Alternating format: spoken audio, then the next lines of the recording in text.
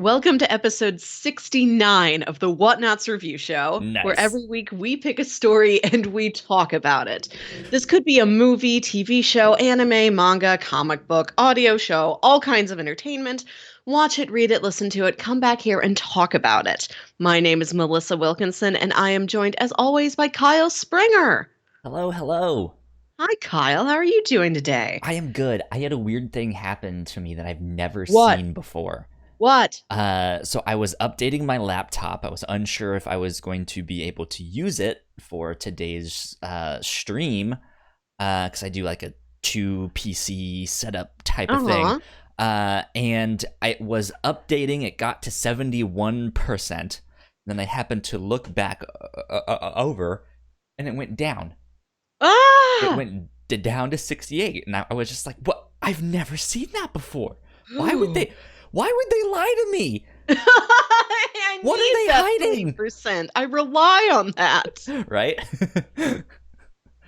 So yeah, I'm good. I am awake, and I am ready to talk about sex. Yes. Because there was only one clear option for what to talk about on episode 69. Yes. And it is the comic book Sex Criminals by Matt Fraction and Chip Zdarsky. Exactly. How are you, though? Before I am well. I'm excited to talk about this. I'm doing good. I went to the grocery store. I treated myself to a bagel today and a Nice. coffee. Went out there among the people. That's scary. No, I like it. I like to go out there among the people. I love my grocery store. Everyone there is super nice. So I've had a good morning so far. There you go. Good stuff. Good stuff. But yeah, we are talking about volumes 1 and 2 of Sex Criminals this week. Melissa. Yes. Had you heard of this comic? I beforehand? had heard of this. I'd heard about this for years, and like I knew a bunch of people that had read it, and I just hadn't yet picked it up myself. It's such a, and not awkward, but it's such a clear name that you just have to pick it up out of curiosity. Mm-hmm. But you're like, it's one of those things where it's like Sex Criminals. You're also like, should I be looking at this? And it turns out it's a comic book, and it's very funny, and it's fantastic. And it's one of the best like elevator pitches I've ever gotten for a story, which is this couple sleeps together, and they knew that alone each of them could stop time when they have an orgasm, and now they found out, oh, you can do it too. Yeah. And they use this power to rob banks. Yep. They find out they can stop time when they orgasm, and they're like, you know what? We should rob a bank. But they're robbing a bank for good reason. True. They are trying to save a local public library. Yeah. Which I was not aware was part of the story, and it's very charming. There is, I think, a lot of stuff about this book that people don't expect. Yeah. Of just how informative it actually is, how good the characters are in this. It's not just a gag thing. Oh my god, we got to draw a penis. It's more so that like this is an actual story with just this really goofy, funny premise. So good stuff. This, let's see, it was nominated for 2 Eisner Awards in 2014, including Best Continuing Series, and it won Best New Series. And let's see, on February 25th, 2015, it was announced that Matt Fraction made a deal with Universal TV to turn Sex Criminals into a television show. I haven't heard any news on that. Yeah, that was since 4 years ago. Yeah, so who knows if that's still happening. But this is a very well-received book. So. Yeah, I've always heard great things about it, and I'm glad I finally decided to sit down and pick it up. I'd read just the tips before, so you own it. Yes. Hello, peoples. I have volumes 1 and 2, which is what we read for this. I picked up volume 1 a couple years ago when it was on sale. during Free Comic Book Day, and then I was gifted Volume 2 because they knew I had Volume 1. But yeah, good stuff. Yeah. Good stuff. Let's do. We've kind of mentioned the basic premise already, but let's do maybe a little more detailed one just to get people enticed, and then we can do our heroes are named thoughts. Jon and Susie. Each of them believed this was a power only them had until they sleep with each other. And then when they are running around in this frozen, time-stopped world, which Susie refers to as the quiet, because sound, it gets all like kind of fuzzy, very silent. Yeah, and Jon just calls it cum world. So, when they're running around in there together, they realize there's no consequences. We can rob this bank if we need to get the money to save the library. And then they encounter this group of other people that also have the same power and have become the sort of sex police. Yes, like they have taken it upon themselves to watch over what everybody else does there in the quiet and to make sure they're all behaving themselves. And they're like, well, who are you guys? Who gave you any authority? We don't know you. And it's just them versus these sex police. Yeah. Yeah, it is fantastic. I do have to say, I think the main character of Jon looks like John Krasinski. If he is not cast in the TV show for this, huge missed opportunity. Well, he's far older than 28 by now. I think that's kind of an obstacle. Yeah, they could. I mean, they don't have to make him 28 in the TV show. I don't know if the age thing is super important, that he has to be a specific age, but he looks a lot like him. I had been aware of this comic, but I didn't remember what the main characters even look like. So I picked up this comic and like, oh no, they just drew my ideal man. My ideal man is like B-grade Clark Kent. There you go. And he's like tall and broad-shouldered, and he's got like kind of the swoopy brown hair and the glasses and the nose. Like, oh no, they've got my number. Yes. The funny thing to me is that the characters are so normal looking. Yeah. Like it's I mean, I feel like, especially for superhero comics or something like that, they go for a more idealized form. They're super chiseled, or they're hot, or they're super skinny, or you know, X, Y, and Z.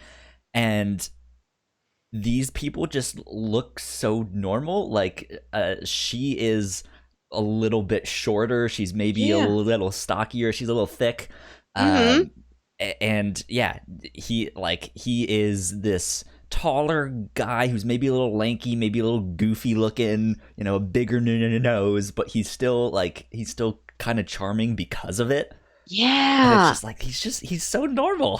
He's out there and even jogging with like a ripped off shirt and a headband, and he just looks stupid, and it's like, come on, this is great.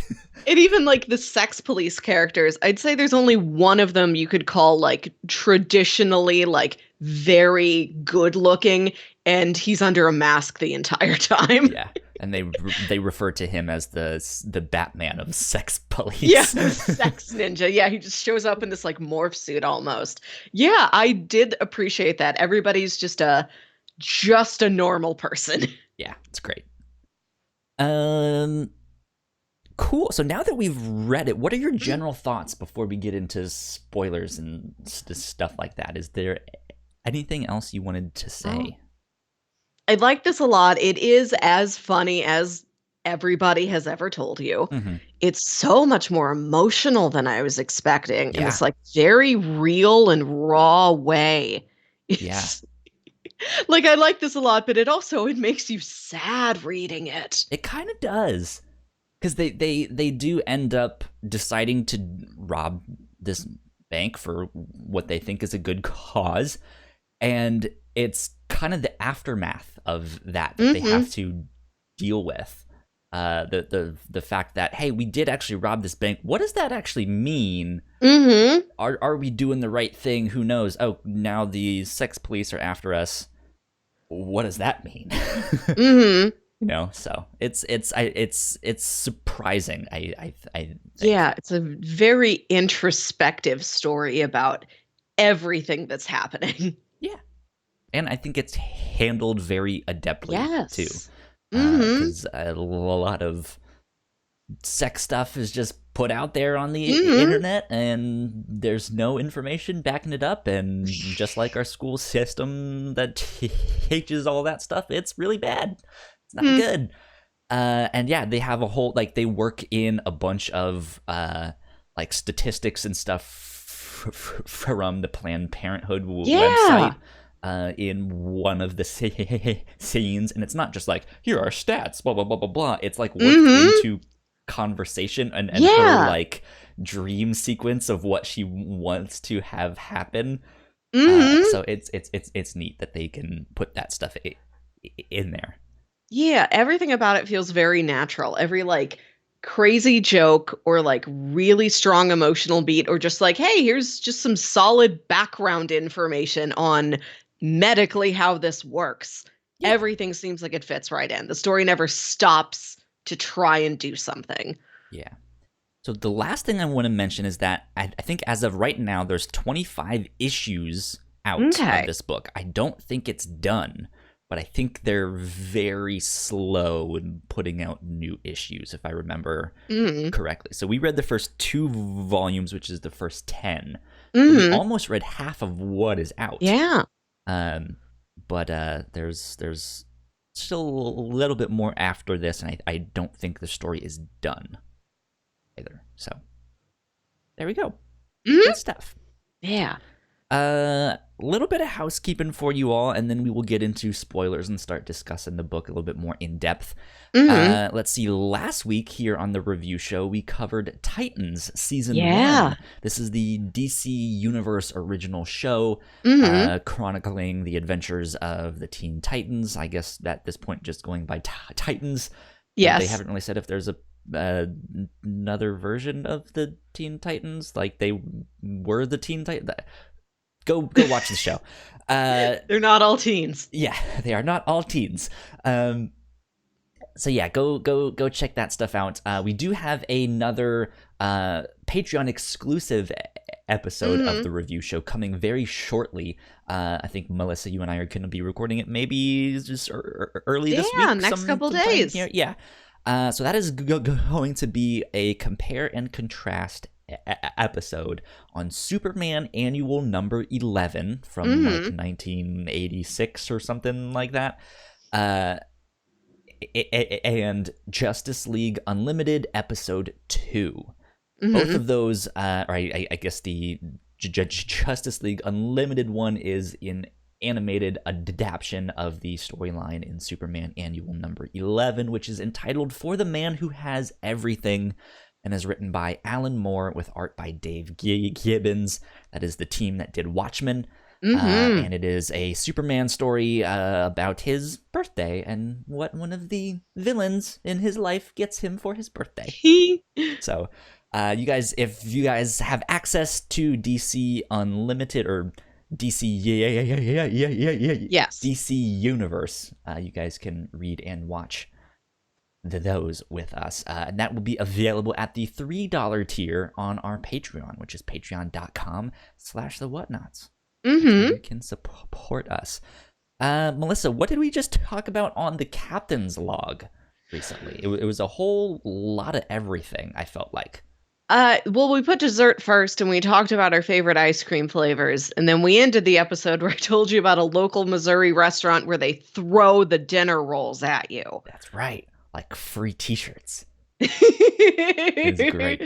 And then I don't know what happened in the middle. Something happened. Yeah. And then, let's see, we also just recently recorded an episode of The Reactor Core, in which I got to spoil the hell out of a Netflix original series called Money Heist to Melissa. You had never seen it, but I had, and I liked it. And I was like, Melissa, listen to me talk about this show because it's awesome. And you spent 2 hours explaining 3 seasons of this Spanish crime thriller show to me, and it was a good time. It's really fun. Exactly. So you guys can find all of that at thewhatnauts.com, or you guys can find the podcast versions just by searching The Whatnauts in your podcast app, and all of our shows will pop up there. All you guys can feeds. Go check them out and subscribe. Yeah. If you like this episode, we have more crime for you. And I don't know if we have more sex for you, but, you know, we just say dick a lot in the Titans episode because that's the guy's name. Yeah. So it's close enough. Yeah. There you go. We go from lots of dicks to sex criminals. Yep. That's how it happens, guys. Yeah. All right, let's get into spoilers. Here we are. Melissa. Yes. I don't know. So I'm assuming you read these digitally somewhere. No, actually. I was able to find them at a local library. There you go. Having fun isn't hard when you've got a library card. I didn't know if they'd be there or not. Actually, like, my brother was at the library for something, and I told him, we're going to be doing this for the podcast this week. And he's like, here, I just got them for you. Oh, just take them back to that library I got them from. Perfect. So I was going to ask if you read the digital versions, if they had the back matter. I hope they would have the back matter. So the back matter in these are great. Yeah, it's one of my favorite parts of this book, just all of the stupid stuff that they put at the end. But apparently this is not all of it. Because especially, let's see, I think it's volume 2.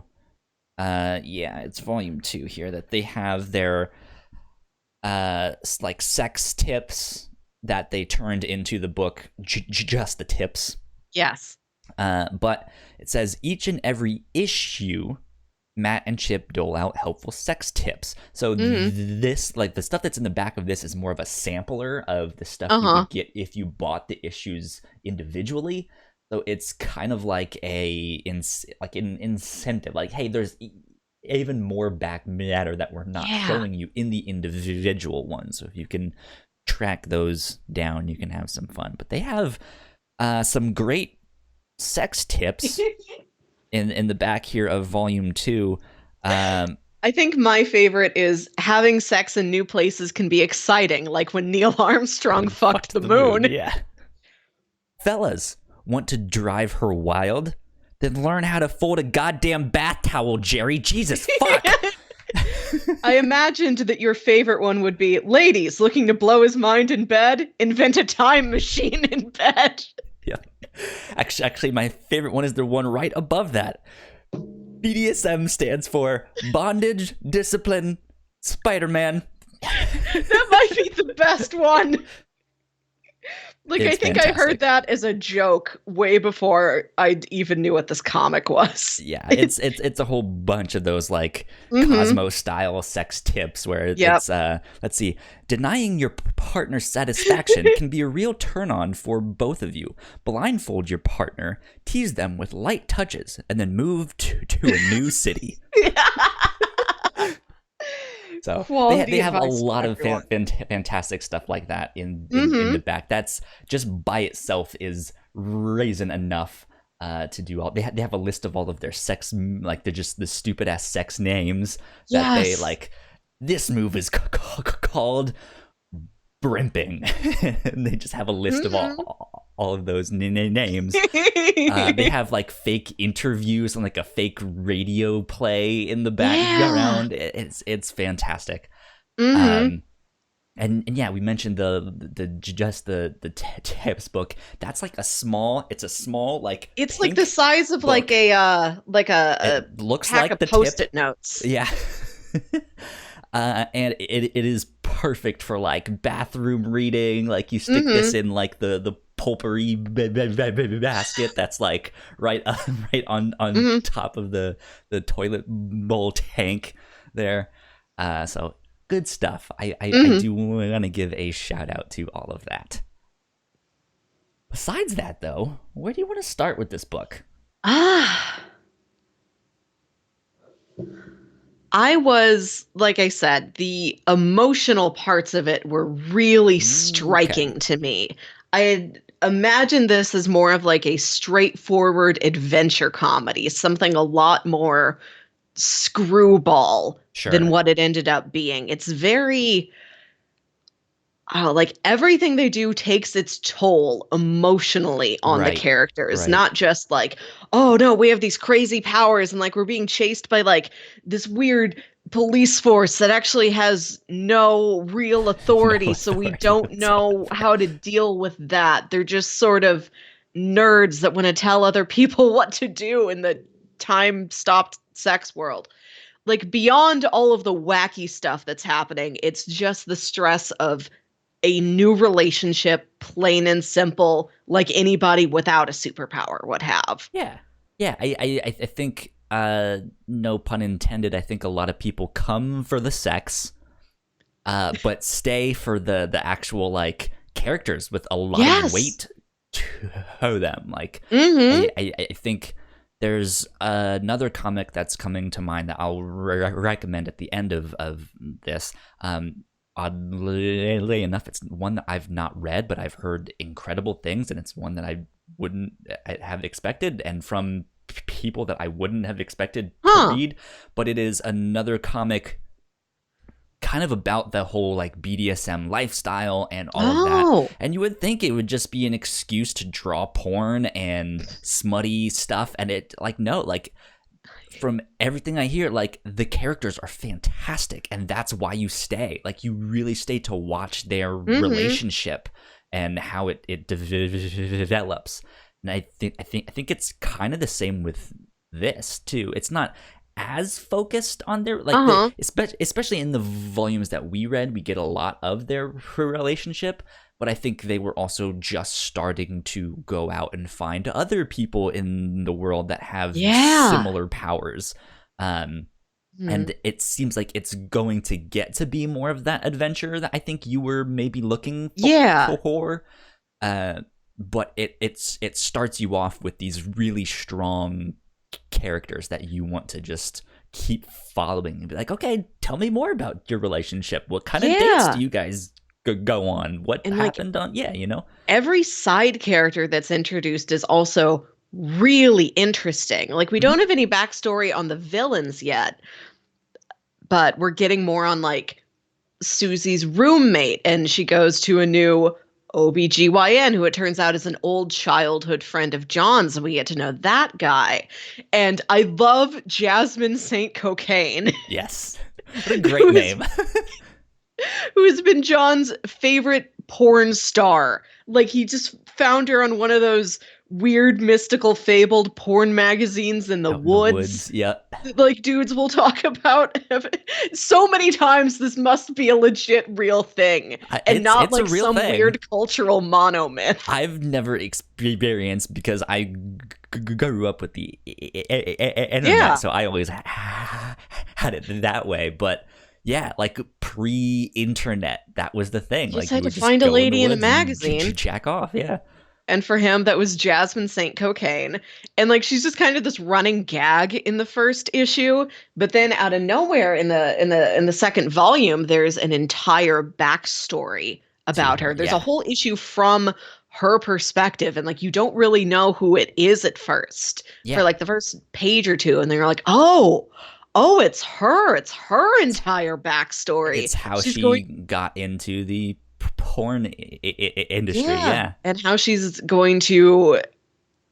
her story gets introduced to Jon and Susie's story, and all these characters are interacting together by the end of volume 2. Like, Jon and Susie find each other, and then they find their enemies.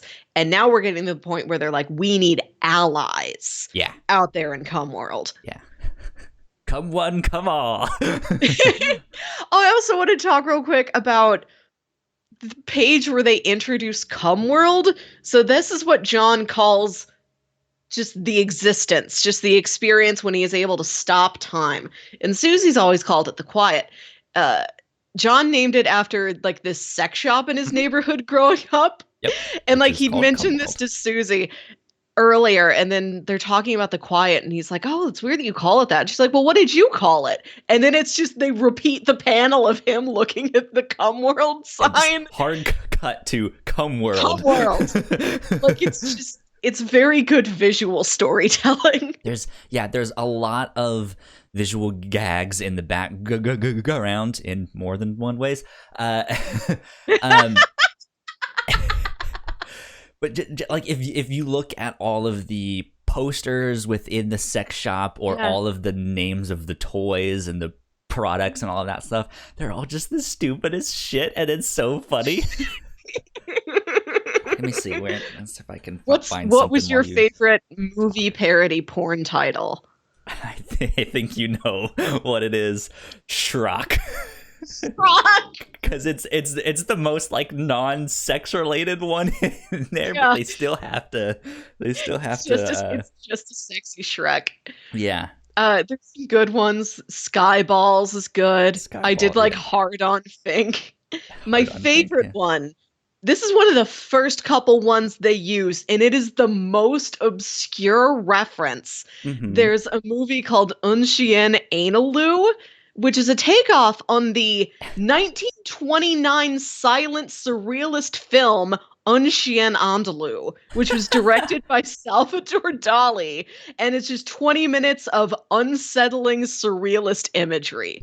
That's funny. And they're like, well, we have to put this in our like first 5 porn parody names. Right. So let's see. They have. Let's see. What's a good one here? There's Moon, the Sam Rockwell movie Moon, but it's just Poon.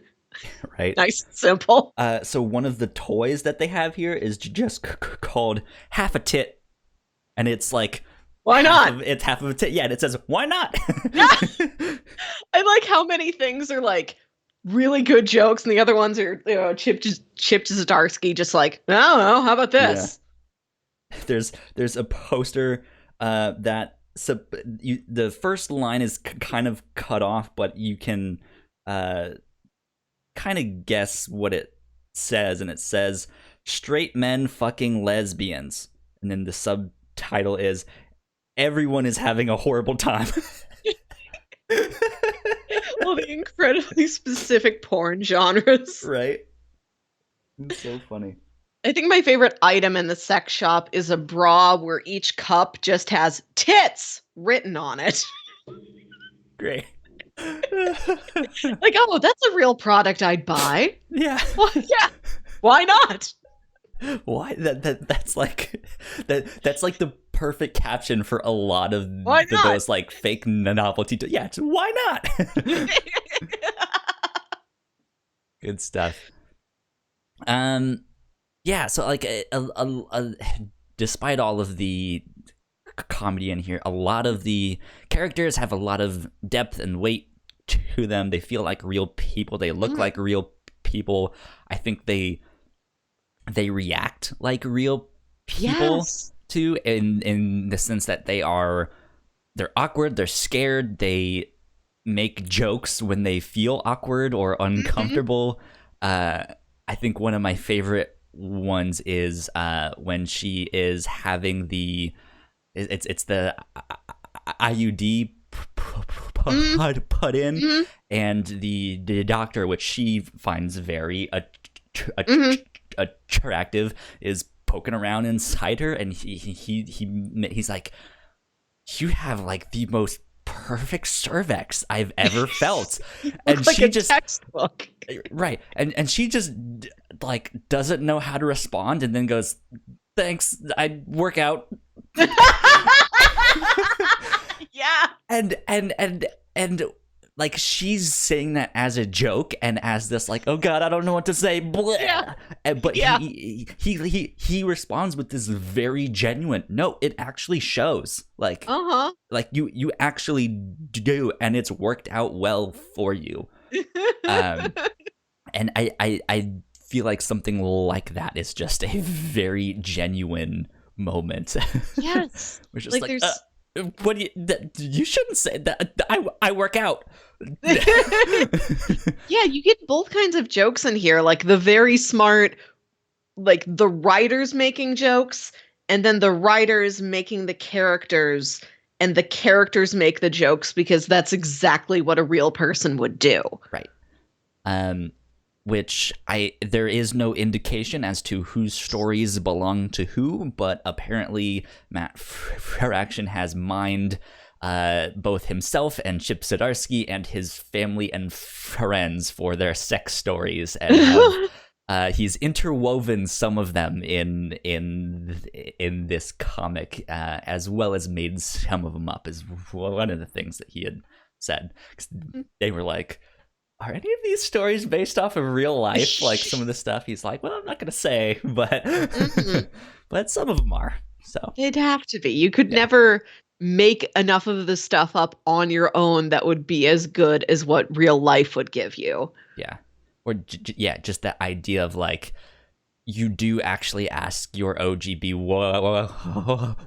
out for a date, and that on that first date you walk outside with the coffee to see him and your ex like right there, and they're good friends, and you're just like, oh fuck. Just like, I'm the third wheel on my first not even vague date with this guy. Yeah, great. So let's talk about that date for a second there, and then because of that, let's go back and talk about the library and all this stuff that's happening with that after that. I thought that date, it's a really interesting sequence. I think it's very genuine, but that I think was maybe the weirdest part of it, because it's on that date that not only does she kind of become the third wheel, but then her old roommate comes back into the picture, and they pair off in almost this double date kind of fashion. But she isn't with the one she's supposed to be on the date with.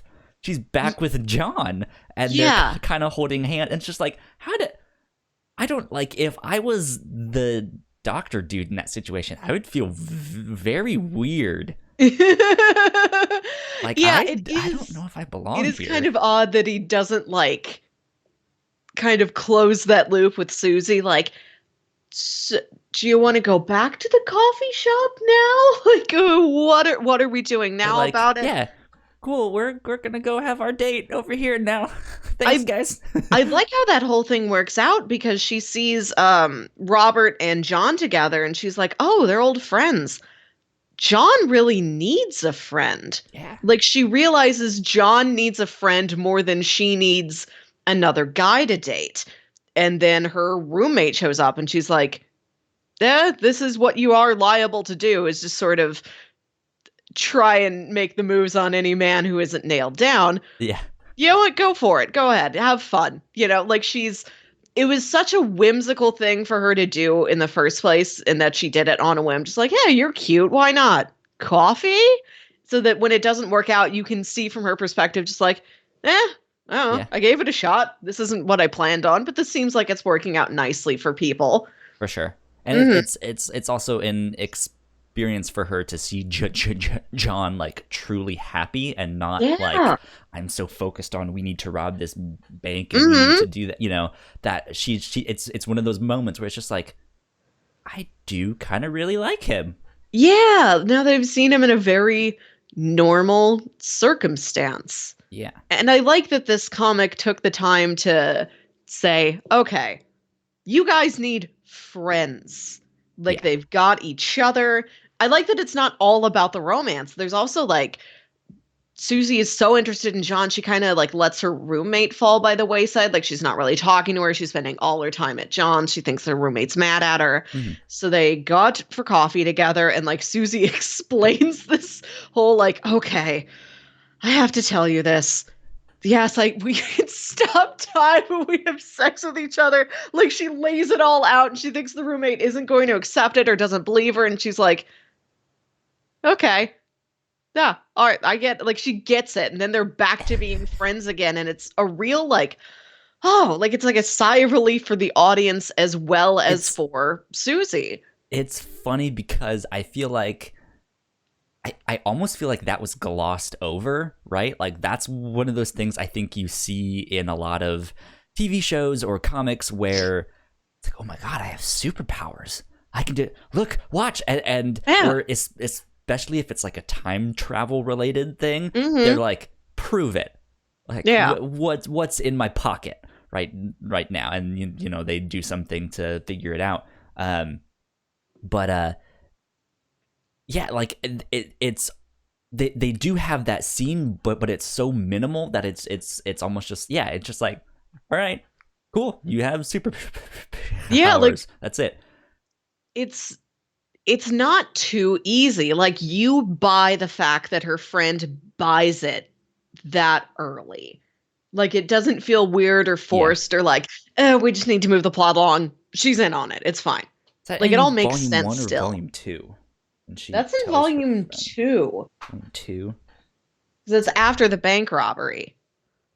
Let's see. Blah, blah, blah. Also, some of the shirts that Jon wears are fantastic. I think my favorite is the one that just says shirt. Exactly. I love these. This story is such a combination of like, I've got, like, it's the jokes they spent like an hour trying to crack and then they cracked it, and then it's the other ones. It's like, oh, that. Right. The shirt says shirt. They're not all going to be winners. So back to Susie and her roommate. What was her roommate's name again? Rochelle. Rachel? No, something like that. So she tells her roommate that she has this power, and her roommate just kind of sits there in silence, and she's like, Rach?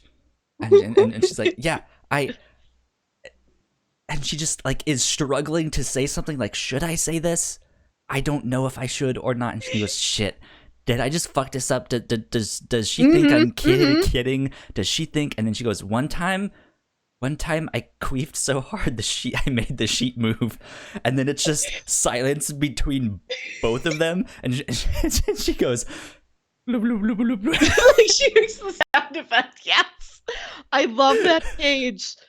I love that her attitude's just like, well, I don't know. If that happened, what else could happen? It's not even that she just accepts that her roommate can time travel. It's almost like she feels like she's telling a joke, but at the same time, it's a very intimate joke, and so she wants to like relieve the tension or the situation just by being like, well, here's something embarrassing about me too. Yeah. Oh, good stuff. It is one of the strongest visual components of this series.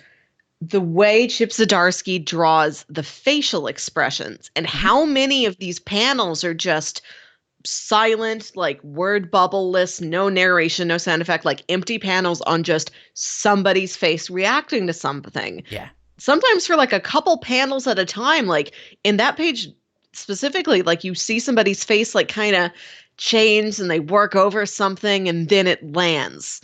Like every time somebody like makes a joke or whatever, there's the reaction page, the reaction panel for it. Yeah. It's good. And it's never these big, oversized, like cartoony, gaggy reaction shots. It's just very normal human faces, just like, like just every face like that is illustrated so perfectly and is given plenty of space. There's so much breathing room that is very gracefully put into the story. I agree. And I think that helps pace it out well and make the characters more realistic. We've talked a lot about the characters, though. Let's talk about a little bit of the actual plot. Yeah. This whole kind of save the library thing. Mm-hmm. There's kind of a one-page thing or two at the beginning where we find out that Susie's father was killed in this like work-related accident. We see this guy jumping out the window of a skyscraper, who's apparently killing himself, but he had, I guess, shot a couple people. He was probably on drugs, stuff like that. So this is a traumatic event in Susie's life, and it's someone I think it was someone that worked for the bank. Right? No, it was her dad was a banker, and he wasn't even like, he's just like a middle manager, basically. Okay. Like he doesn't really have any power. And there's somebody who like lost a bunch of money or something and like blamed the bank and went in to shoot it up and got her dad in the process, even if he had nothing to do with it. Okay. I wonder if that's gonna come back somehow. I get the feeling it would, yeah. Especially because it's that same bank, isn't it, that they're robbing now and that Jon works for? That's what I think so, yeah. So Jon works for the bank, and so that was also something I guess I felt like was missing from this book, this realization that you work for this bank that I hate. I don't know if this will work out. I mean, not that I felt like they should pay a lot of attention to that, but that should I felt like that should have come up a little more and should have been a little bit more friction, if that makes sense, because that's her father died at this bank. She kind of doesn't like it now. That same bank is foreclosing on the library. But the thing is, Jon is a secretary for one of the higher ups at the bank, and he introduces himself like that. He's like, I'm not gonna lie and say I'm a personal assistant or say something that sounds like more masculine or more professional. He's like, no, I'm the secretary. So I think she looks at him and sees, you're another little cog in the system. You're another middle manager. Not the bank. Yeah. But it's still. I guess I'm not saying that he is the problem. I guess I'm overthinking this, but it may be more of an ethical thing of how can you work for them when they're these are shitty people. Which he might agree, but then that's the thing of okay, well, if you agree, why are you still working there? You know. So it's a small thing that I don't think they mentioned in this book, which I maybe would have liked to see personally. But I don't know if it's necessarily needed. No, I don't think so. So interesting thing to think about. If they needed to put more relationship friction up front, they certainly could have added that, and it wouldn't have seemed out of place. Yeah. So he works for the bank that Susie doesn't like. The bank that Jon works for is also foreclosing on the library that Susie works for, and she's slowly buying up the books that the library owns, and so she's starting her own personal library at her house. They can only foreclose on the building. Maybe I can just save all the books and put them somewhere else. Yeah. And then that comes into play that that's how they concoct this idea of why don't we rob the bank? Why don't we, instead of doing it all in one big heist, what if we do a bunch of little smaller ones so it's not as noticeable? Yeah. And use that money from the bank to pay the bank back for the library. It's a victimless crime here. The bank won't really notice. This is just one small building, Yeah. And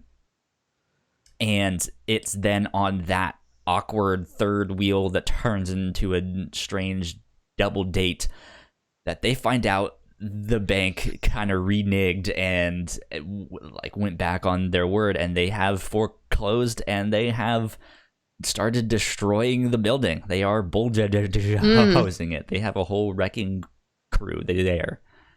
I do like the story about the bank's attitude towards the library, because Jon does hate his job so much that I don't know, every day, once a week, however often, on his lunch break, he will jerk off, stop time, just poop in the plant. Go poop in his boss's plant in his office, and it has been driving his boss mad, which has been his goal the whole time because he hates his boss. But then he stops doing it, and he realizes, oh, now that doesn't happen to him all the time, my boss is in a better mood. Now he's a little bit more favorable to extending the time period for the library to raise the money. He was inadvertently working against the library the whole time and didn't know. And that's such a big, almost cartoony, mean, villainous thing. I'm gonna foreclose on the library. But it's well, if mysteriously poop is just appearing in your office all the time, you're not in a good headspace. I see how you might get to that level of cartoon villainy. It's fantastic. But then once that problem goes away, the bank boss is more considerate. And then they find out that that one like kind of masked sex ninja guy in the sex police is a new person at the bank. And he knows this same guy who works here at the bank is dating the girl who wants to save the library, and they tried to rob the bank, and they beat me up when we were all fighting together in Cum World. I'm gonna convince the boss otherwise. No, forget about extending, the time for them to pay the loan back or whatever. Destroy the bank. Yeah. Destroy the library. Yeah, so does that guy work at the bank, or is he just a rich millionaire dude that I don't remember if he actually worked there or like was a consultant or something like that. I don't remember how he's framed and exactly what his relationship to the bank is, but you can tell he's powerful enough, to be like, you know what, let's actually destroy this library instead. Yeah, because I was wondering if he actually works for the bank, or if it's just because these guys have been fucking and stopping time so much that they've, gotten on this radar of the sex police, and that's why they're kind of making moves to keep closer tabs on them. What do you think of the sex police here? What's going on with them? I don't know. I'm very intrigued. Hold on. No, I'm just going back to those pages where they introduce Kuber Bedal, who is the sex Batman guy. Yeah, he's walking around the bank, and it's not clear exactly what role he plays in the bank. So I don't know if he works in that office or not. Yeah. Anyway.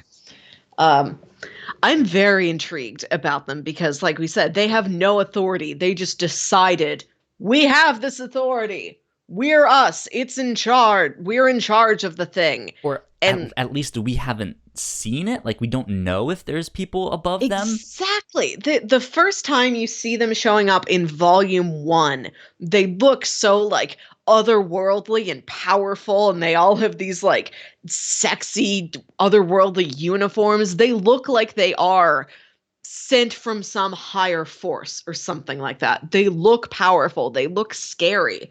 And as you learn more about them, they really are, except for the fact that the one guy's very rich, they're all just sort of normal people in the real world, and they seemingly really don't have any power in Cum World. They just decided that they did, and they act like they do.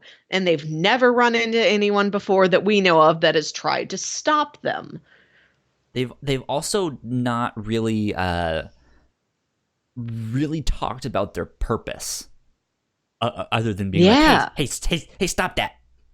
Exactly. Like finger wagging. It's They just want to make sure everybody behaves, but it's so intangible so far. Like, we don't know what their lines are, what they really want, why they're doing any of this.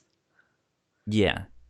Which you can tell it's on the way. They just haven't done it yet. Yeah.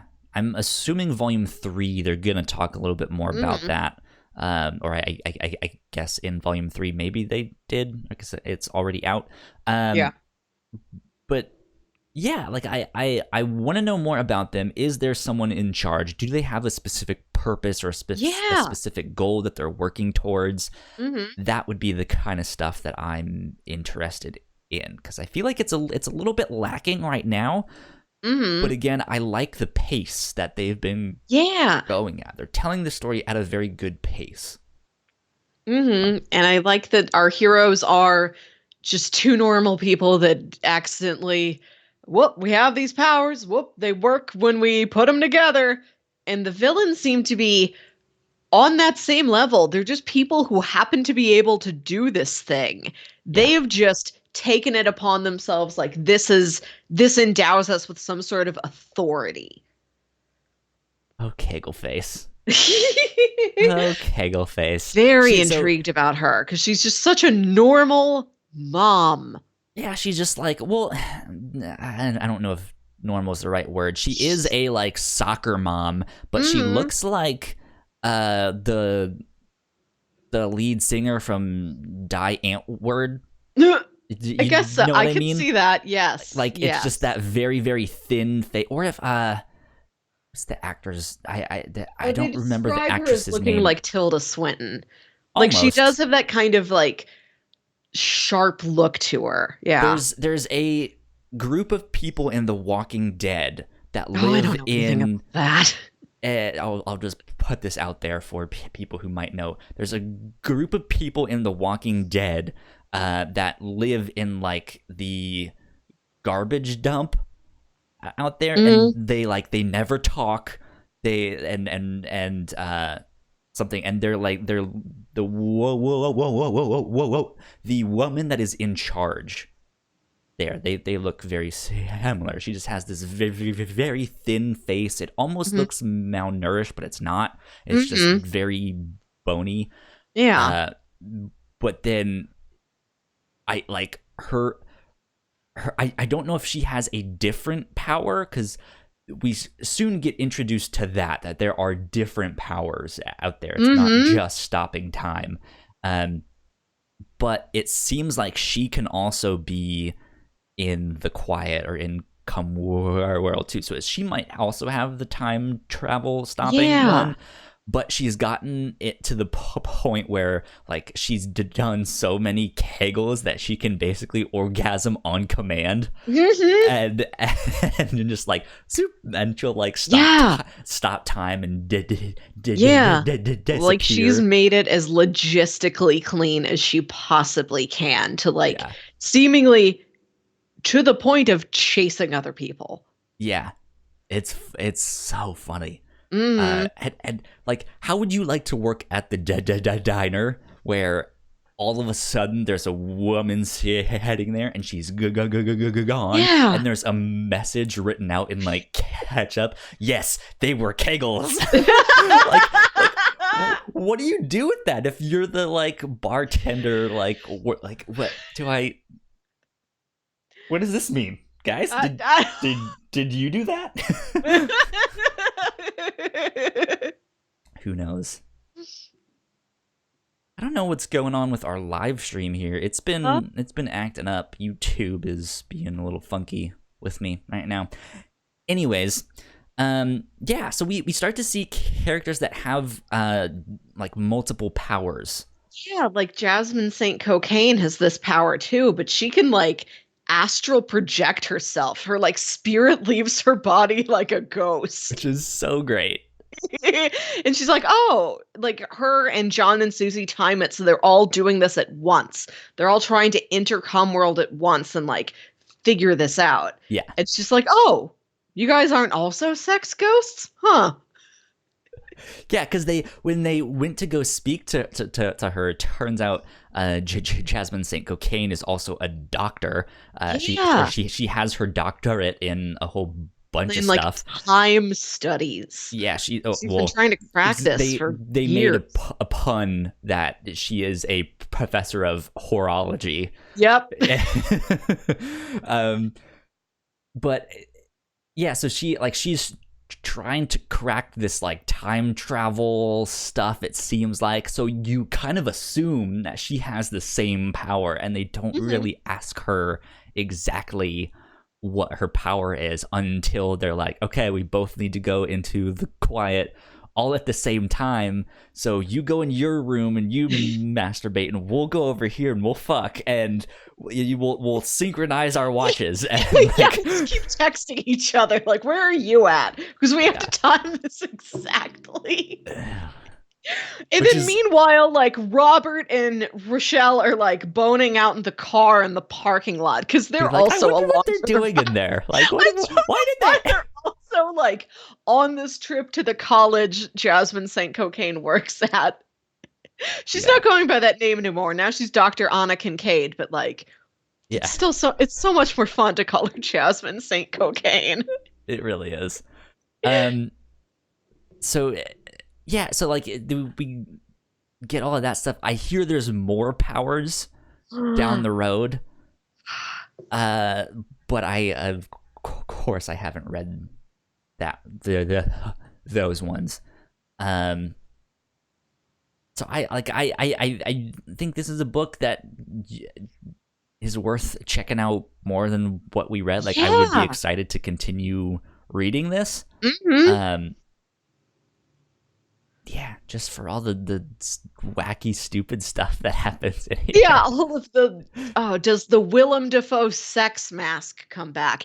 Is Sexual Gary going to be a real character? Yes, can we hear about Sexual Gary? Maybe he's like the real authority figure behind all of this. Maybe he is. He is the sex commissioner. That would be wild. Or just like something else to we've kind of already mentioned it, but just how adeptly it handles sex and kinks and all sorts of BDSM stuff. Like when we do get the doctor's backstory, and just to what he all went through, because there's this weird thing when Jon is telling his backstory, and it's like it's Halloween night, and we were dressed up as Kiss, but we didn't have our Catman. Catman left us behind. Yeah, and she was like, "What's that about?" And he's like, "Don't worry about it." And then it turns out that the doctor was their Catman. They were childhood friends, and he had this traumatic experience where he is trying to dress up as Kiss, and he didn't think anything of it, but he remembered like a year or two ago, he was looking in his parents' closet and he found these like leathery, strappy kind of things, and he was like, that's not for me. Oh well. And then he moved on, and so he was like, maybe I can use those for my Kiss outfit thing. Just not thinking about what they were. And so he like walks into his parents' room to find his father like being gagged. He has on nipple clamps. He's getting pegged, like, and he just walks in on his mom pegging his father, and he just has this like traumatic experience of like, what did I just see? No, what I love about it is that the way he processes this, he's like, I just feel dumb I didn't put it together earlier. Right. Like, he's not traumatized. He's so like, like, he's just embarrassed, and he's like, more than anything, he's like, I feel bad for embarrassing my parents. Like, his dad tries to talk to him about it, and he's like, Dad, you are literally, out of all of my friends, the only set of parents that are still together. If something makes you happy, do it. No matter what it is, keep doing it. Which is, and he comments, I think that is the most mature thing I have still ever said in my life. I mean, it's still a traumatic experience to walk in on that, but like the point being that they handle it very adeptly. And it is this kind of revelatory moment for that character to just for I guess for him to not judge people.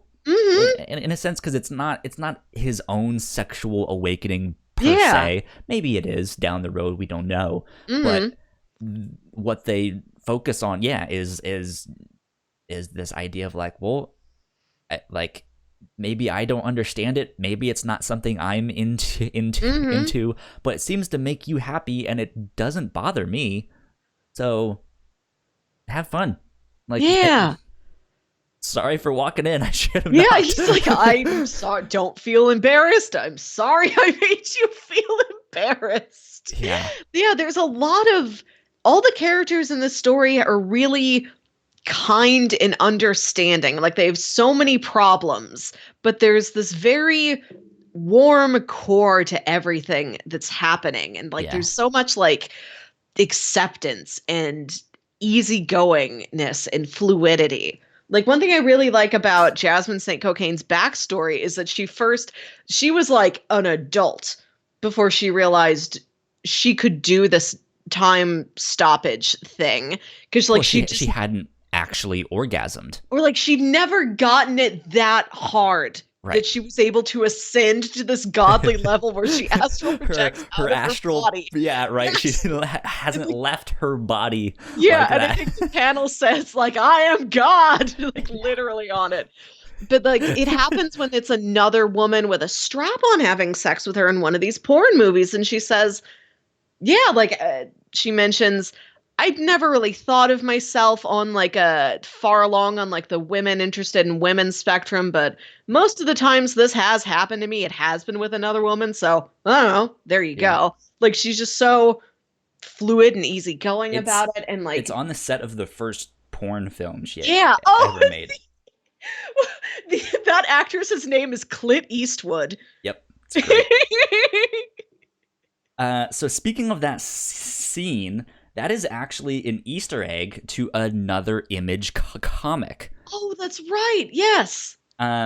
It's The Wicked and the Divine, and the porn parody in this book is The Licked and the Divine. And yeah, the woman with the like short blonde hair with the like white suit that has the like the middle of it open and the big strap on is one of the main characters in The Wicked and the Divine. It is, I believe that is Lucifer. That's the devil. Okay. Basically.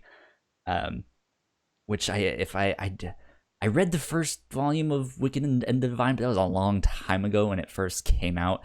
If I remember correctly, the premise of that is like all of the gods that people worship do actually exist, or something like that, but they reincarnate like every 90 years or so. So they come back as these like new people and stuff. So it's this. I think it's like a murder mystery, like one of the gods gets murdered or something like that, and there's this like time limit before they all like have to reincarnate as someone else for them to find it. I don't know, I could be wrong, but yeah, it is. It's like, oh, that's an Easter egg to another Image comic. So there you go. Neat. Fun stuff. What, there's so much meta level going on in this story. Right. I really like it. Beyond just like the pun, like this actress names her strap-on Daniel Day Screwits. Clint Eastwood and Daniel Day Screwits. I love it. So we have yet to talk about the best scene in this entire in these 2 volumes, and that's fat-bottomed girls. Yes! How could we forget? The fat-bottomed girl scene is great. I think it's in volume 1. It is in volume 1. It's one of the first couple dates Jon and Susie go on. They're at like a bowling alley pool hall that also like blares all this music, and you can go like grab a microphone and karaoke along with it. And Susie's like, oh, they're playing my song, and it's Fat Bottom Girls. And the panels are all illustrated with her getting up there. She's on the mic. She's doing all these dance moves. Every other person like in the pool hall suddenly is wearing this outfit. Dancers. Background dancing with her. And you can see every word bubble where she is singing the lyrics to Fat Bottom Girls have like a Post-it note over it. And it's just Matt and Chip explaining, like, we really wanted to do this whole scene, but we couldn't get the rights to Fat Bottom Girls for the issue printing. And then we tried again for the graphic novel printing, and we still couldn't get them. It's fantastic.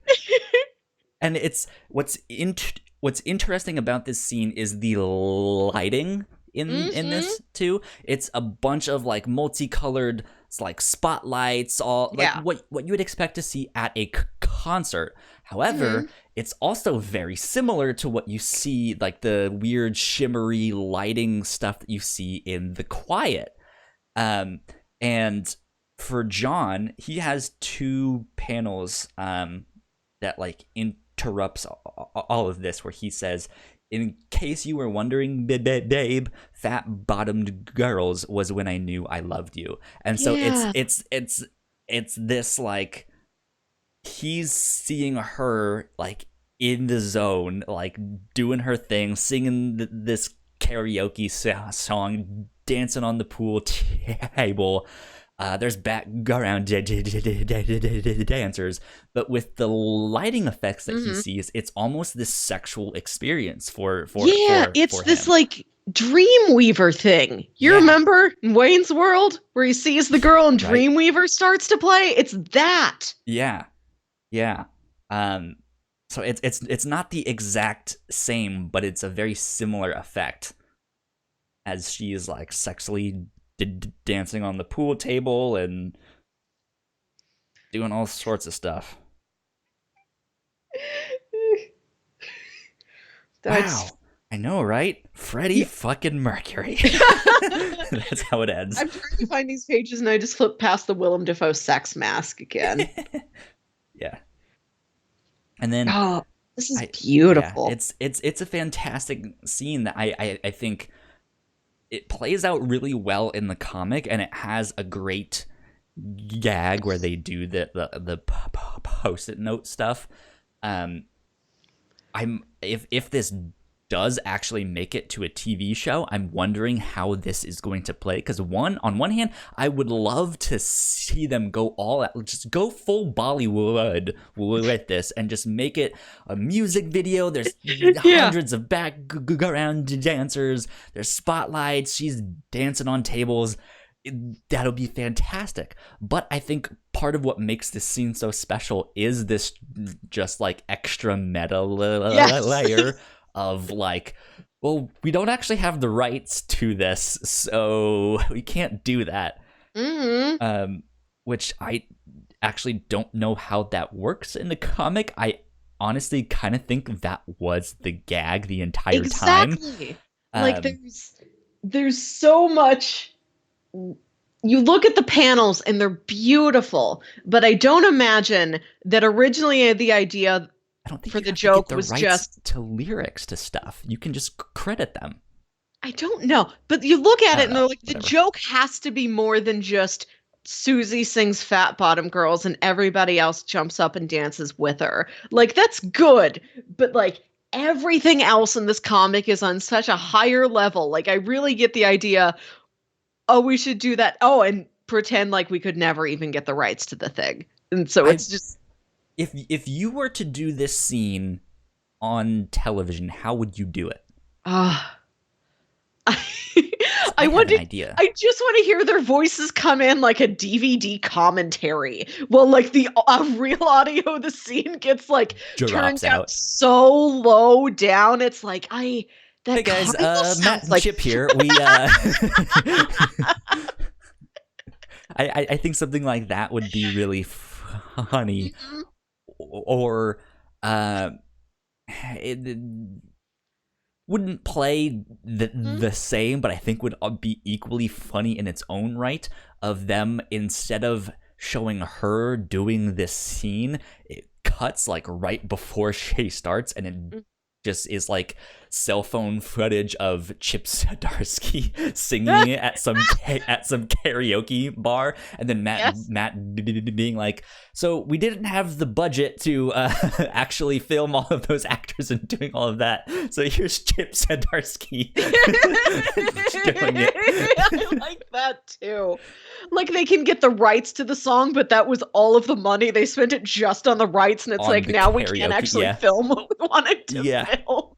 Yeah, we don't have enough to film this or hire all the extras and all that. Yeah, so something like that would be really funny.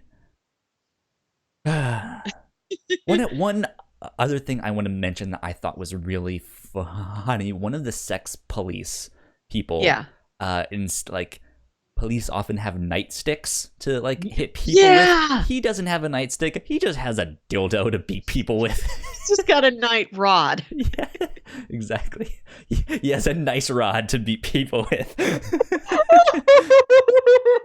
and yet with that same character, he is this like almost Ron Jeremy looking character where he is just this normal. He's a bus just driver. Sort of he's this overweight, balding guy, older man.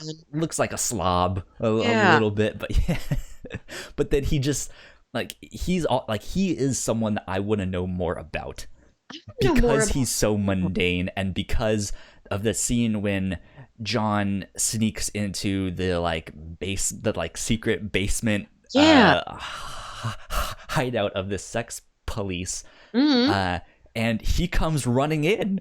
The fat guy comes running in, and he's so genuine. He just seems so nice and ready to be there and ready to save the world. And Jon going in there triggers some sort of an alarm to the other sex police, and he shows up just okay, what are we doing tonight? I got the alarm. What's going on? Oh wait, you're not. I am real curious about them as a unit, because it doesn't seem like they're really having sex with each other. None of them seem like they are boning another one of them. Not really. You can imagine it might happen, but they don't. There's no chemistry among that team. I don't know, because there is this scene when the sex police do capture Jon and Susie, and they're tied up in the van, and Susie recognizes the sex cuffs that she's tied up in. She goes, "Oh, I know how to get out of these." And so she gets out. She takes Jon's fake gun, which one of the sex police is holding. It turns out it's a taser, not an actual No, it's a vibrator. It's not even a taser. Right, it's a vibrating gun. It's a fun taser. Yeah. And in the chaos of her trying to get this gun, she hits the Kegel face's tit, and it vibrates, and she likes it, so it turns her on. But at the same time, the two other sex police that are there are watching her get turned on, and they also get turned on. So it doesn't explicitly say that they're all fucking or they're all having these wild sex police orgies, but I think between that scene and just going into their secret base and seeing the giant rack of dildos, just any shape and size you can think of. It's an iron throne of dildos. It really is. And and it just to see all they have to do something to all get into the quiet or whatever their power is. So what do they call it? Maybe they do all just all right, orgy time, let's go. If they do have something like that, it seems so practical. I'm really curious what if any emotional bonds those three have with each other. Right. How much do they like each other? Will they all, if it's Cooper's birthday, is he inviting the other two out for, come to drinks with me? What do they do? It's also strange that Kegelface has that basement locked up, but it seems like she's lying to her family about what she's actually doing in her spare time. So I'm assuming that the family doesn't know what's in the basement, and that's also really strange. I'm just intrigued. Have this room locked up. What kind of relationship she has with her husband and what that's like. Or maybe the husband does know. Maybe the husband is the one in charge. Who knows? Yeah. And she's only lying because the kids are there, and she doesn't want the kids to know. Who knows? But it's strange. There's a lot unexplained still. Yeah. So there you go. Anything else you want to talk about with this before we wrap up? One final background joke. Sure. There's lots of flashbacks to Jon and Susie as kids, and there's plenty of fake jokey read posters in their classrooms. Right, yeah. And there's one that has a picture of Mr. Fantastic, and it says, "My friends call me Reed." But spelled R-E-A-D instead of R-E-E-T. Yeah. Which is the dumbest, simplest joke, but I really loved it. There's another one that is supposed to be rating as sexy, but it's reading as sex. And it's like a picture of a frog or something on it. It's like no, it looks like an absolutely normal children's reading poster. Like, oh, there's a cute animal and reading is sexy. Yeah. I do want to say last thing too. They also address kind of how difficult it can be for some people to reach orgasm and stuff, because that's kind of Jasmine St. Cocaine's whole thing. Is like it rarely happened. When it did, it was usually only with women, but on like it seemed like over the years of her doing all, because that's really what made her being like, okay, I'm actually gonna stick with this porn thing of like trying to chase that high, right?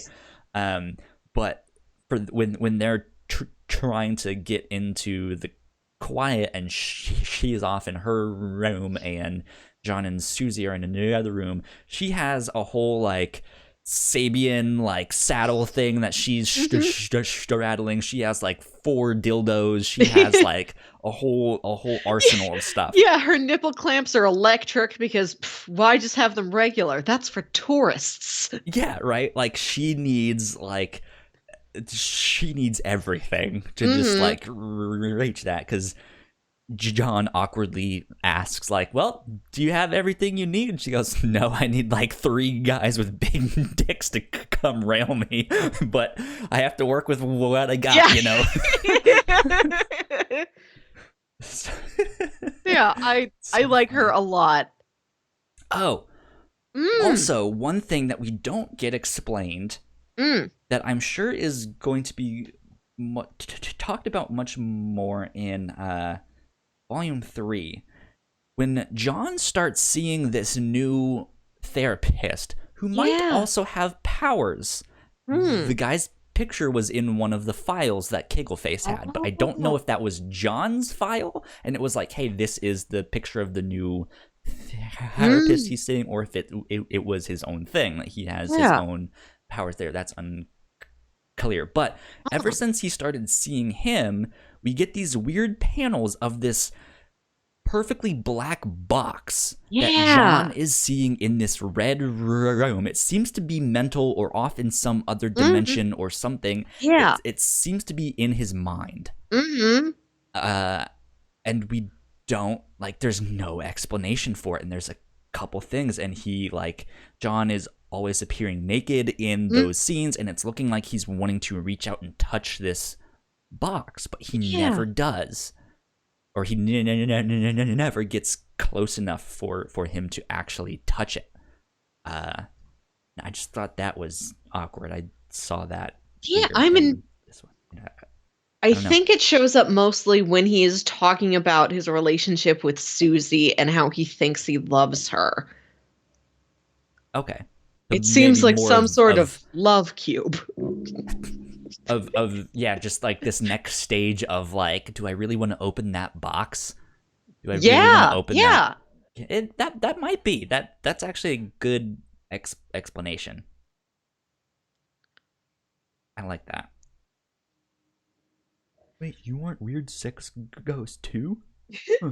There's so much going on in these books. There's so many places it can go. Like, I'm really interested to get back to Jon and Susie and their parents. Like, both of them had a parent who is missing. Susie's dad died in that shooting, and Jon's mom ran off, and both of them were left with just like one distant alcoholic single parent left. Right. Yeah. And I'm curious, did they ever kind of did that even out as they got older? Where are their parents now? Are they doing better? Like, did they ever get closer? You know, do they want to get closer? Are we ever going to get back to that in these stories too?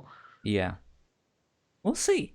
We'll see. There's a lot of interesting stuff. There's so much in these books. I'm very glad I read these, because it's a lot more than what I thought it was going to be. Exactly. Okay. I think that about wraps us up for talking about this stuff. Let me pull up my notes for what I'm gonna pitch. Yeah. For this next week. Okay, I have my notes, but I need... Oh, did you have any recommendations? Oh, that's right. We should do that. If you liked sex criminals, you might also like. So according to the Wikipedia, films like The 40-Year-Old Virgin, Bridesmaids, and Jackass the Movie were mentioned as touchstones for the comic. Okay. And Fraction himself confirmed in an interview that the works of Billy Wilder also inspired him deeply in writing. So the comic that I mentioned earlier... Yeah, what was that? ...is called Sunstone. It's by Stepan Sajic, and it is, I believe it's published by Image Comics now. But yeah, there's a number of volumes out on that, but it's a comic that I feel like a lot of people get turned off to by the art on the front of the cover. The art is not bad by any means, but it does very much look like it's from Deviant Art or something like that. And so I think a lot of people who maybe aren't used to a style like that will write it off because of that. Yeah, it's very, glossy. Yeah. And it's not as much on the interiors, but this is a book that just looks like straight up porn. And it's BDSM left and right. There's LGBTQ relationships in there as well. I think the premise is a girl is interested in learning more about BDSM relationships and stuff like that, has a bad experience with a guy, and so then starts engaging in another relationship with a woman instead, to be like, well, at least you're a woman too, so you kind of know where I'm coming from, and they can relate and stuff like that. But yeah, and it's just about all of the relationships that they have and stuff like that. Again, this is not one that I have read, so I can't personally recommend it, but I remember listening to multiple comics podcasts as they were discovering this book, and some of them who in a million years I would never think would ever read any book like this was like, holy shit, I picked up this book and it was amazing. It was so good. I'm doing a Google image search for this, and these interior panels are really gorgeous. Yeah.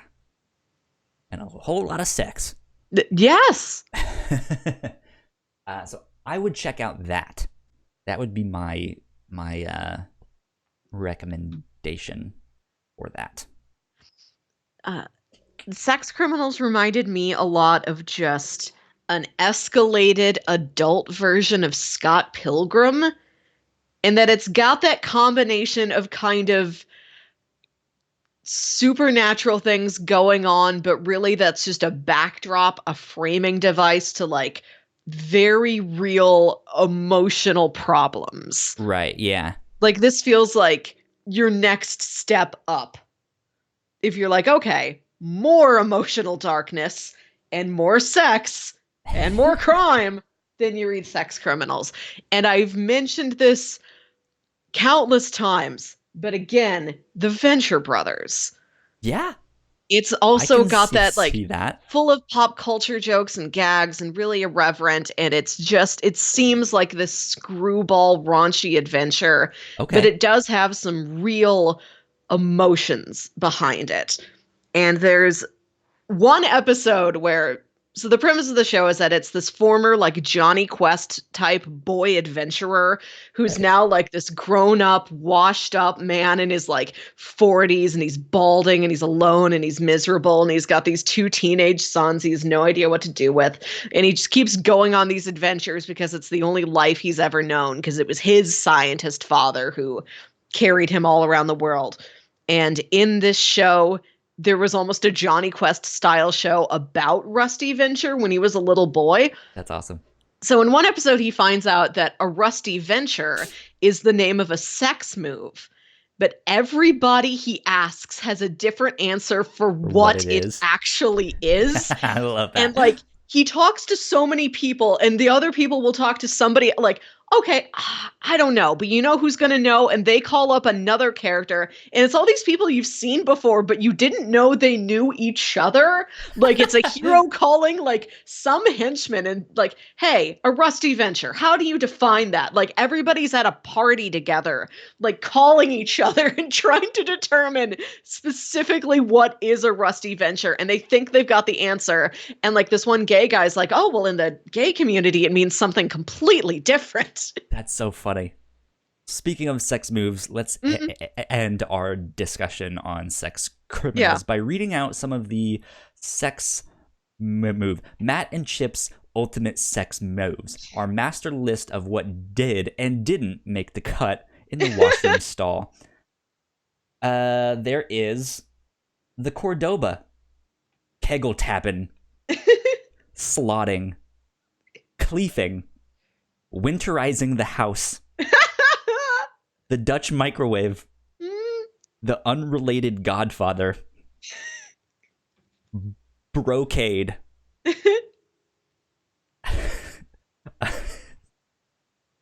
Butt tunneling. The tip-top Cheerio, governor. Yeah. Montezuma's reward. There you go. Brooklyn Wake Up. Here's one that just says Zdarsky. The Walking Head. Boonting. Space Waddity. E.T. the sex move. Candle in the Wind, you know, for Lady Di. Blue-bing. The Swift Gary. Leadery. Hambo. Corinthian Lather. Hambo. The Maybe He'll Like Me. Oh, these Gosling. are fantastic. Yeah, right. We could do this all day. Great stuff. So that's it for Sex Criminals Volume 1 and 2. Let me actually get on to what I am going to pitch for next week, which will be episode 70. So I went with 2 mangas and a anime mini series. First one is Initial D. I believe I have pitched this before. This is a favorite of mine, and I've never read the manga. So I kind of want to see what the manga is like. I've only ever watched the anime. And this is a Japanese street racing manga. It follows the story of this young kid who doesn't really see himself as a racer or stuff like that. His father was, and so kind of secretly without him realizing it, his father has been actually teaching him these really cool techniques and stuff. He works as a tofu delivery driver. Very and so specific. his father will give him challenges of like, hey, complete these deliveries as fast as you can, and in fact, here's a cup of water, and I'm gonna mark where the water is. Don't spill any of the water. Make sure it's still at that same thing. So he has to do it as fast as he can without, hitting sharp turns to spill all of this water and stuff like that. But he starts getting into the street racing scene kind of on accident, and it turns out he's really damn good. And so it's his kind of venture into the street racing scene there. It's actually really good. Or at least the anime, I really love that because it's surprisingly good. The animation is not all that great, but it's also based off of the character designs and stuff that are in the manga and stuff, as they often do. But yeah, it just looks like, oh man, the art looks not all that great. The CG animation they have on the cars looks awkward and all of this stuff. So it just looks like it would be a bad combination, but it actually turns out to be really good. So again, I'm interested in the manga of that. That's pitch number 1, Initial D, and I wanted to read the first 2 volumes. Okay. Of that. Pitch number 2 is entitled, I'm in Love and It's the End of the World. And I wanted to read the first 2 volumes of that. This is also a manga. And it says, according to Comixology Unlimited, where you can find this, both of these mangas you can find on Comixology Unlimited. This one says that Mahiru Yanase's twin sister Mayo has it all. She's popular, she's cute, she's sweet. Mahiru, on the other hand, has always been the other Yanase. All her life, she's reminded herself that every time something good happens to her, something bad comes along to balance it out. She never gets her hopes up. But no sooner does she arrive at her first day of high school than Aoi Satomi, her handsome, mysterious classmate, takes an interest in her, and by the end of the day, he's already asked her out. If things don't balance out for Mahiru soon, the world's gonna come to an end. Interesting. Yeah. So I wanted to go with something that was a little bit more out of my comfort zone with this, and pitch some kind of romance manga, just to see what is out there. Because I feel like I'm often being like, let's do crime stories, right? Something with a robot in it. Yes. So that's pitch number 2. Speaking of things with robots in it, yeah.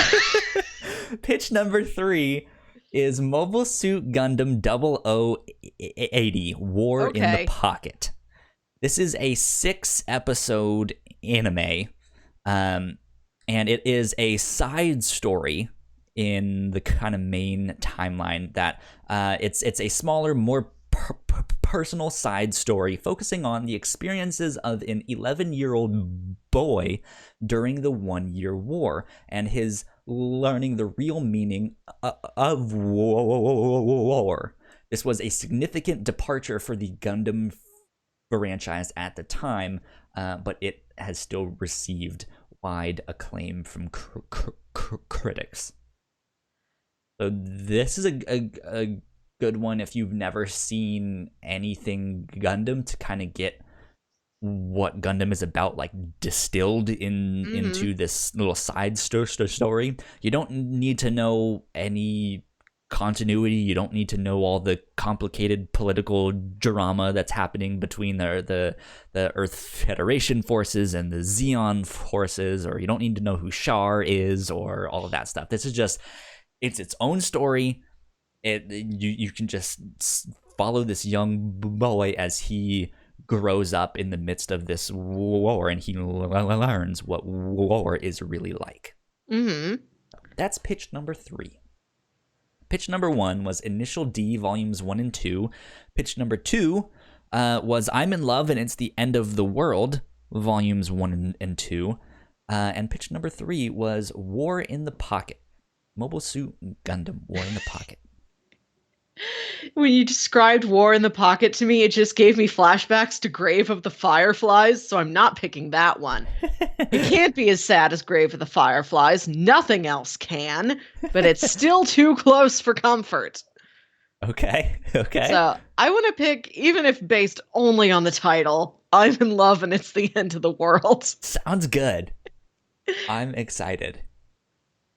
So this can be found on Comixology Unlimited. They have the first 2 volumes available to people to read and download on that if you are a subscriber. So go check it out. This is gonna be an interesting one because I've never heard of this. I just picked it on a whim. I went to I was looking through all of the stuff, and I found one that I was almost going to pitch, and then I was like, okay, well, if that's one, then I need a second one. So I went just down to a random letter in the alphabet, and I found one in there, and I was like, this one, I'm gonna pitch this one. Okay. So, there we go. I'm in Love and It's the End of the World. That is what we will be doing for this next week. Melissa, where can the people find you on the internet? You can find me on Twitter and Instagram at Wilkywit. That's WILKYWIT. I am at Yo Kyle Springer on Twitter and Instagram. We are at the Whatnauts on Twitter if you guys want to follow us for updates about any of our podcasts, all of which you can also find on our website, thewhatnauts.com, as well as the podcast app of your choice. Just search the Whatnauts and we will be on there. If we're not on one that you use, just let us know and we'll work to get it on there. Go follow us on YouTube.